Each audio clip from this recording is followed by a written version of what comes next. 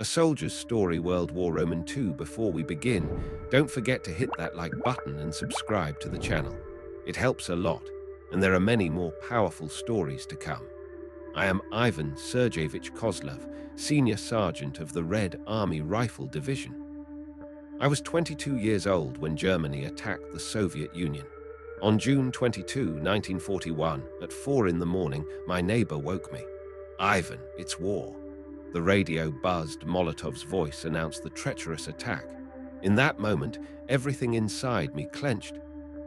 The world I knew, work at the workshop, evening walks with leader, reading newspapers in peace, vanished.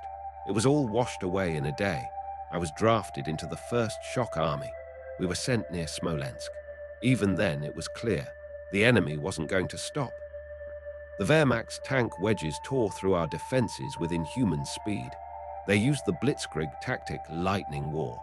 First, artillery preparation, then bombing by Stukas, and finally, an avalanche of tanks and motorized infantry. We, inexperienced recruits, didn't know how to stop this monster. In my hands was a Mosin rifle model 1891. Against us, tigers and panthers, machines of death that made the ground ring. In the first weeks, more than half our company died. Some couldn't handle the nerves, some stood until the end. I remember near Yelnya, a guy from Vologda, Semyon, threw himself with a grenade under a tank. His body was later searched among the wreckage. We retreated with battles. There were encirclements, cauldrons. In the Vyazma pocket, where nearly 700,000 were trapped, I barely escaped. We walked through swamps, ate bark, drank from puddles. Once an old woman in a village sheltered us. She had neither bread nor salt, but shared the last she had. "Boys, just stay alive."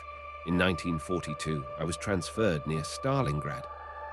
There, on the Volga banks, the fate of the entire war was being decided. The city was in ruins, but we held on to every floor, every stairwell. We defended Pavlov's house for nearly a month, 4 floors of hell. The Germans had Ferdinand tanks, flamethrowers, aviation.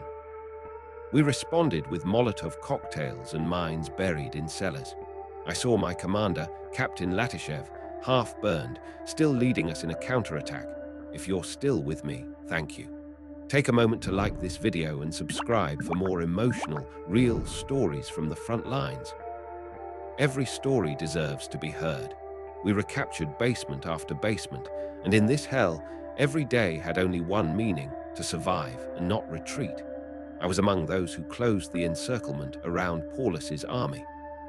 When he surrendered on February 2, 1943, I watched the columns of prisoners, exhausted in torn uniforms, fear in their eyes. Their army, which considered itself invincible, now stood in the mud before the Russian savages. Then came the Kursk bulge. The sky thundered. 6,000 tanks, hundreds of planes, millions of soldiers, the largest tank battle in history. I remember how our T-34s clashed in close combat with Panthers, how the ground trembled from explosions. The Germans used Panzerfausts, but we had grenade bundles and courage. In Prokhorovka, my friend, Sergeant Gavriliak, leapt onto an enemy tank and threw a grenade into the hatch. He didn't survive, but the tank stopped. After Kursk, it became clear they were retreating. We liberated cities: Kharkov, Kiev, Minsk. Belarus lay in ashes.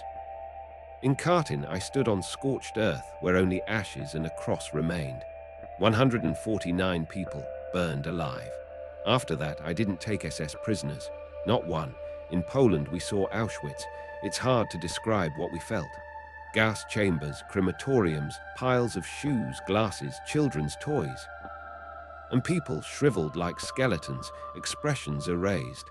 One approached me, kissed my hand, and whispered, "You are angels, thank you." I didn't feel like an angel. I felt only rage and pain. In the spring of 1945, we marched through East Prussia. The battles were fierce. The Germans defended their homeland, and it showed. Berlin met us with fire. Every house a fortress, every basement an ambush. In April, we reached the Reichstag. I wasn't among those who raised the flag, but I stood nearby. When it flew over the dome, we cried. We who hadn't cried the entire war, because it was over, because we were alive, because we could go home. I returned home in August. My mother didn't recognize me, thin, with a cane, a scar across my cheek. Lida ran to me and fell to her knees. And I stood there thinking, how do I live after all this? How do I love again, laugh, believe? I don't know how we survived. I don't know what kept us going, faith, revenge, duty. But I know this, we endured. We saved the world from darkness. We paid a price that must never be forgotten. I am a soldier, and that word to me is not a title. It is a fate. If this story touched you, please like, subscribe, and share it with someone who needs to hear it. There are many more voices, many more memories waiting to be told here. Stay with us.